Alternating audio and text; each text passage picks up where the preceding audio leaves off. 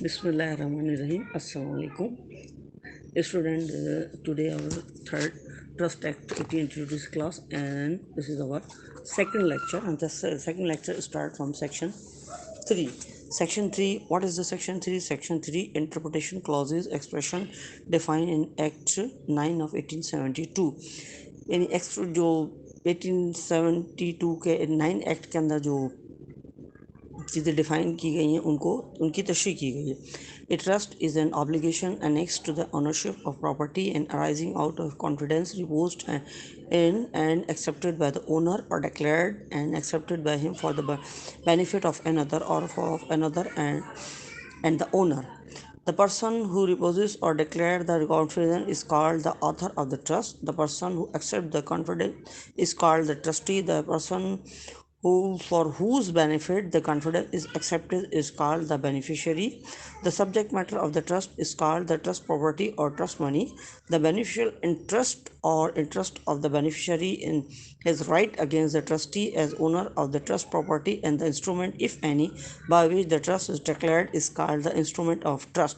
A breach of any duty imposed on a trustee as such by any law for the time being in force is called a breach of trust.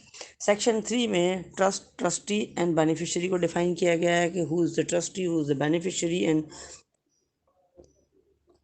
What is the trust property. अब breach के लिए क्या कहा गया है? A breach of any duty impose on a trustee as such by any law for the time being in force is called a breach of the trust.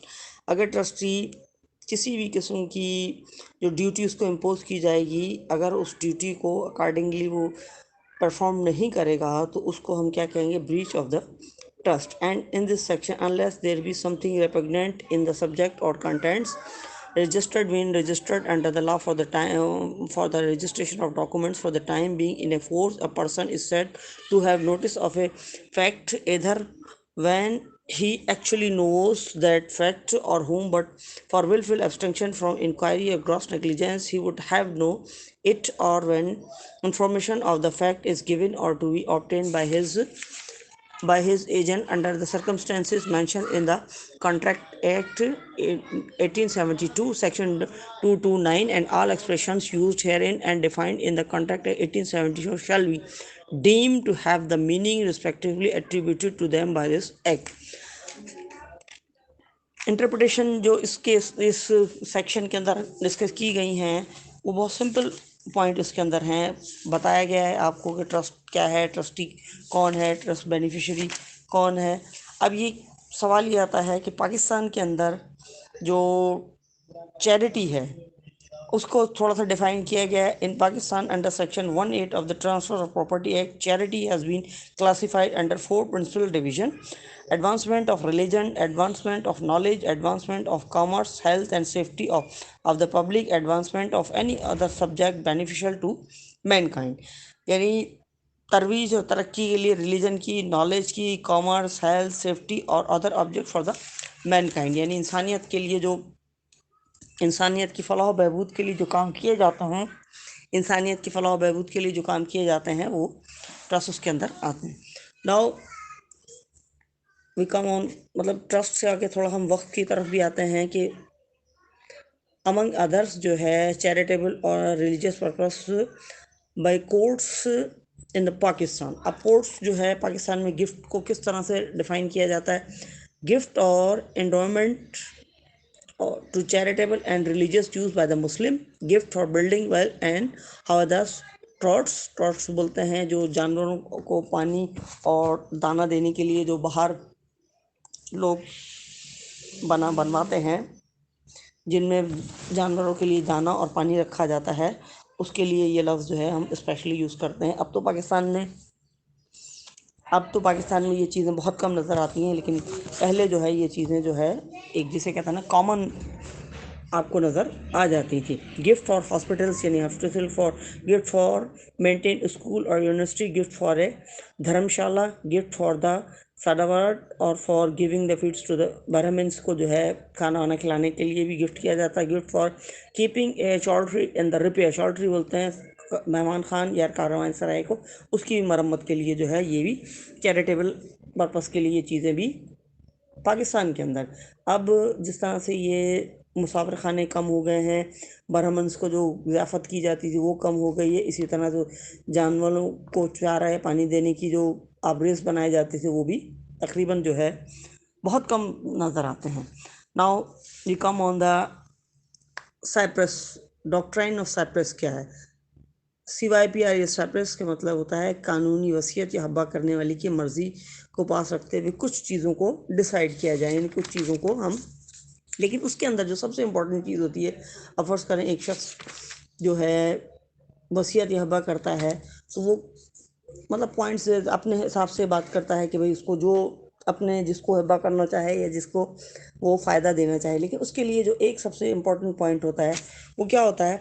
Where the gift is ambiguous, अगर gift जो वो कर रहा है वो ambiguous है, that is, अब वो क्या है, किस तरह से हम उसको define, it can be constitute both ways for legal and illegal purpose, the legal interpretation will prevail. अब उसके लिए हम क्या करेंगे कि अगर कंस्टिट्यूट किया है, उसने गिफ्ट किया है जो थोड़ी सी एम्बिगियस है, उसमें लीगल और इलीगलिटी दोनों पर्पस हैं, तो हम जो लीगल पर्पस जो है हम उसको राइज करेंगे, यानी अकॉर्डिंग टू लॉ जो हम जिस पर्पस को हम तस्लीम करेंगे या जिस पर्पस के तहत हम उसकी इसको करेंगे वो हम जो है वो लीगल होगा।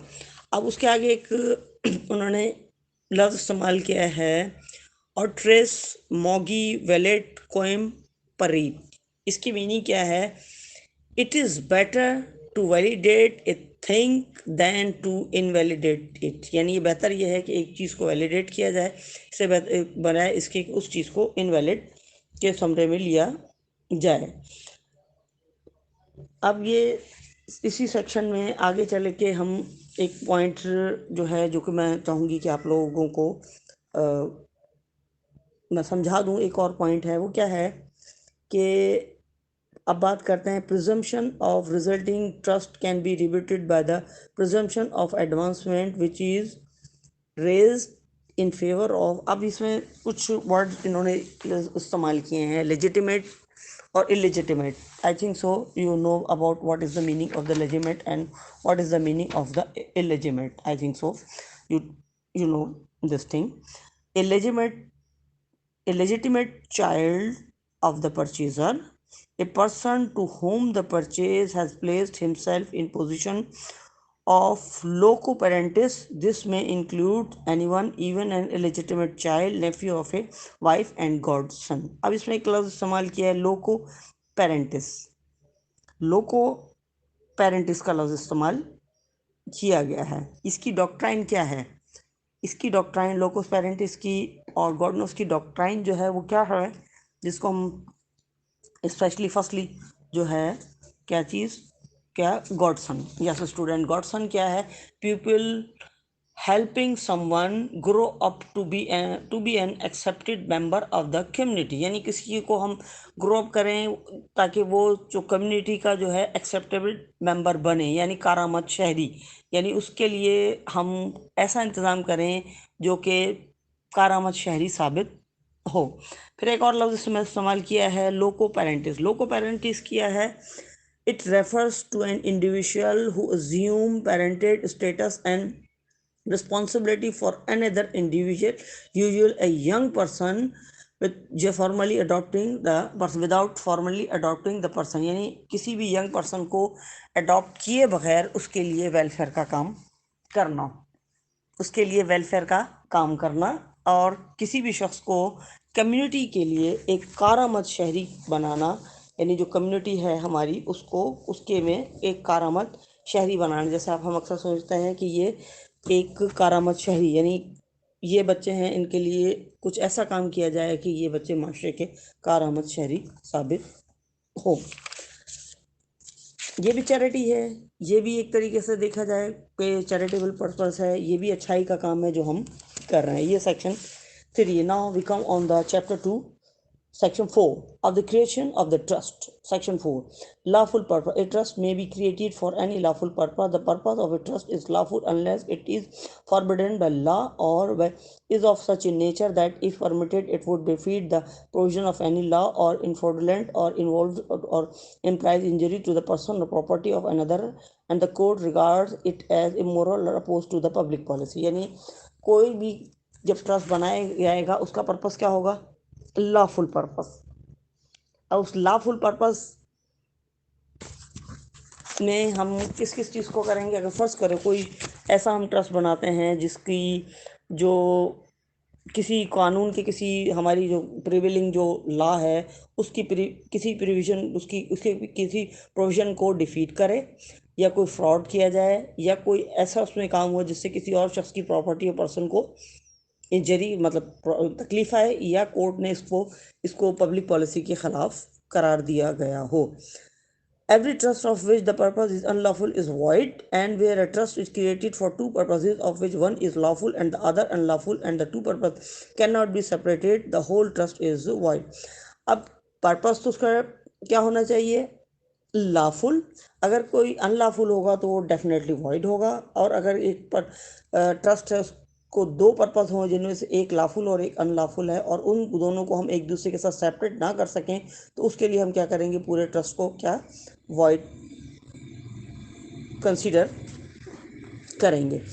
For example a bequeathed property to be in trust to employ it in carrying on a smuggling business and out of the profit thereof to support a child, that trust is void। अब इस smuggling के purpose के लिए आपने trust बनाया, और एक शख्स ए ने स्मगलिंग के पर्पस के लिए ट्रस्ट बनाया कि इसकी आमदनी से ए के बच्चों को की मतलब वेलफेयर के लिए इस्तेमाल किया जाए, तो ये जो है क्या होगा? वॉइड कहलाएगा। ये ट्रस्ट क्या कहलाएगा? void कराएगा। Trust Act contains Section 4 trusting the purpose of the trust should not be forbidden by law, should not be of such a nature that if permitted it would defeat the provision of any law, if fraudulent, involve or implies injury to the person or property of any other, the court regards it as immoral or opposed to the public policy. Section 5 Trust of immovable property. No trust in relation to immovable property is valid unless declared by a non-testamentary instrument in writing signed by the author of the trust or the trustee and registered by or by the will of the author of the trust or of the trustee. Trust of movable property. No trust in relation to the movable property is valid unless declared as aforesaid or unless the ownership of the property is transferred to the trustee. These rules do not apply where they would operate so as to effectual a fraud. अब ये trust for immovable property है तो उसके लिए कुछ terms and condition instrument in sign होना चाहिए, और ऑथर और ट्रस्टी वगैरह को रजिस्टर्ड यानी ये इंस्ट्रूमेंट इन राइटिंग और रजिस्टर्ड होना चाहिए। Creation section 6 Creation of the trust. Subject to the provision of Section 5, a trust is created when the author of the trust indicates with reasonable certainty by any words or act or an intention on his part to create thereby a trust the purpose of the trust, the beneficiary, and the trust property, and unless the trust is declared by will or the author of the trust is himself to be the trustee, transfer the trust property to the trustee. अब creation के लिए उन्होंने क्या बता दिया है? Created when the author of the trust indicated with reasonable certainty by any words or act that an intention on his part to create, यानी creation बता दी गई है कि उस जो आथर है वो जब क्रिएट करेगा तो हर चीज़ क्लियर करेगा। अब वो क्रिएशन के लिए हम a trust is created when the author of the trust indicates with reasonable certainty by the words or act and intention on his part create to whereby a trust. अब वो जो trust बना रहा है वो हर चीज़ को indicate करेगा, reasonable बताएगा, और सारे वर्ड्स के साथ या अपने एक्ट के साथ अपनी इंटेंशन के साथ ट्रस्ट को क्रिएट करने की रीज़न बताएगा। The beneficiary or beneficiaries are nominated specifically. जो बेनिफिशियरी और बेनिफिशियरी हैं उनको स्पेसिफिकली नॉमिनेट करेगा। The trust property is indicated with reasonably certainty. Trust property बाकायदा इंडिकेट होगी except in the case of a trust declared by will or when the author of the trust is himself to be the trustee the trust property is transfer to the trustee. और fourth क्या है कि trust property जो है transfer किसको होगा? Trustee होगी, trustee को होगा। अगर आथर खुद ट्रस्ट अगर जो आथर है वो खुद जो है ट्रस्ट हिमसेल्फ ट्रस्टी होगी तो उस सूरत में डेफिनेटली ज़ाहिर प्रॉपर्टी किसी ट्रांसफ़र नहीं होगी, क्योंकि वो खुद क्या है, आथर जो है खुद ही आथर खुद ट्रस्टी है, तो उस सूरत में ट्रांसफ़र नहीं होगी। अदरवाइज जो है ट्रस्ट प्रॉपर्टी जो है ट्रस्टी के पास को ट्रांसफ़र की जाएगी। Requisites of a valid trust, अब ये रिक्विजिट्स की बात कर रहे हैं। अब requisites of a valid trust, what is the requisite of a valid trust? वो क्या चीज़ है? Number one, no technical expression are needed. It is sufficient if the meaning is clear. The word must show an intention to create a trust. They may be allowed by words, expression, or confidence or desire, but then they must be capable of being construed as imperative for I have no doubt, I have full confidence, etc., and not merely saying I hope, see precautionary trust. लफ्ज़ क्या है? I have no doubt, I have full confidence, ये word use होंगे। And merely saying I hope जो है वो इस्तेमाल नहीं किया जाए। यानी रिक्विजिट्स के लिए क्या है कि क्लियर जो है ना वैलिड ट्रस्ट के लिए क्लियर इस्तेमाल किया जाए। Number 7, section 7 who may create trust. अब ट्रस्ट कौन क्रिएट कर सकता है? The trust may be created, section 7A, by every person competent to contract, यानी वो शख्स जो कॉन्ट्रैक्ट करने का अहल है, with the permission of a principal civil court of original jurisdiction by or on behalf of a minor. यानी किसी माइनर की तरफ से अगर आप ट्रस्ट क्रिएट कर रहे हैं तो उसके लिए कोर्ट ऑफ लॉ की जो कोर्ट ऑफ लॉ है उसके तहत जो है परमिशन जो है लेनी होगी, उसके बाद वो माइनर की तरफ से ट्रस्ट होगा। But subject in each case to be law for the time being in force as to the circumstances and extent in and to which the author of the trust may dispose of the trust property। यानी वही चीज़ आ गई, law for the time being होगा, subject जो होगा वो क्या होगा, according to law जो होगा उसके मुताबिक। Section 5 majority, one point is majority. According to section 3 of Majority Act 1875, every person domiciled in Pakistan attained his majority on completion of the age of 18 years। यानी ये जो मेजोरिटी की as है वो क्या है, 18 साल। थर्ड से minor whose property has been taken over in the subordination. खैर माइनर का तो मैंने पहले ही बता दिया है कि वो जो है principal court of civil law की इसकी परमिशन के बाद इसकी तरफ से ट्रस्ट बनाया जा सकता है। Subject of the trust, section 8, the subject matter of a trust must be property transferable to the beneficiary. It must not be merely beneficiary interest under a subsisting trust. Subsisting trust हम बोलते हैं सिर्फ वो ये रोज़गार के तौर पे हम ये ना लें, बेनिफिशियरी के लिए हम बात कर रहे हैं कि ट्रस्ट जो लफ्ज़ हम इस्तेमाल किया गया सब्जेक्ट ऑफ द ट्रस्ट वो होना चाहिए जो कि ट्रांसफरेबल है टू द बेनिफिशियरी, यानी बेनिफिशियरी को जो है वो ट्रांसफरेबल है, यानी ट्रांसफ़र हो सकता है। सेक्शन 9, हु में बी बेनिफिशियरी। अब सवाल ये कि बेनिफिशियरी कौन है? Good question. Every person capable of holding property must be A beneficiary. यानी वो शख्स जो प्रॉपर्टी को होल्ड कर सकता है वो बेनिफिशियरी है। डिस्क्लेमर बाय बेनिफिशियरी, अब ला ताल्लुकी जाहिर कर देना, कभी कभी होता है बेनिफिशियरी से ला ताल्लुकी जाहिर कर देते हैं, उसके लिए क्या है, ये propose beneficiary may renounce his interest, renounce means छोड़ देना, under the trust by disclaiming address to the trustee or by getting up with notice of the trust and claim inconsistent thereof. अब वो कह रहा है कि जब एक बेनिफिशियरी ने डिस्क्लेमर कर दिया, ला ताल्लुकी का इजहार कर दिया, अपना मुनाफा छोड़ दिया है और डिस्क्लेम करने के बाद जो है ट्रस्टी को भी इन्फॉर्म कर दिया गया है, तो उसके बाद उसका क्लेम अगर वो कोई करता है क्लेम तो वो उसका मत साध हो, यानी उसका क्लेम जो है डिस्क्लेमर के बाद जो है वो क्या कहलाएगा, इनकन्सिस्टेंट देयर बाय, यानी इनकन्सिस्टेंट होगा, उसके बाद उसकी कोई हैसियत नहीं रह गई। या जब एक दफ़ा आपने डिस्क्लेमर कर दिया है बेनिफिशियरी ने तो बाद में वो दोबारा उसका बेनिफिशियरी नहीं बन सकता। अब आता है section 10, who may be trustee.